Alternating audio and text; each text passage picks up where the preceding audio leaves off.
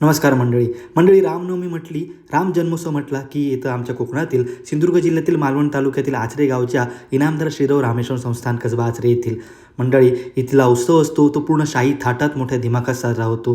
गावातील पंचक्रोशीतील सर्व ग्रामस्थ एकत्र येतात.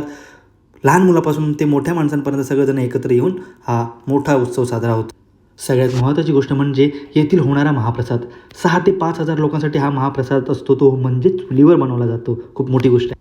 गावातील सर्व लहान मुलापासून ते मोठ्या वर्गापर्यंत सर्व नागरिक एकत्र येऊन हा महाप्रसाद बनवतात. गावातील सर्व मंडळी, सर्व ग्रामस्थ देवाच्या सेवेत एकाग्र असतात. एकंदरीत गावातील सर्व ग्रामस्थ एकत्र येऊन देवाची सेवा करतात.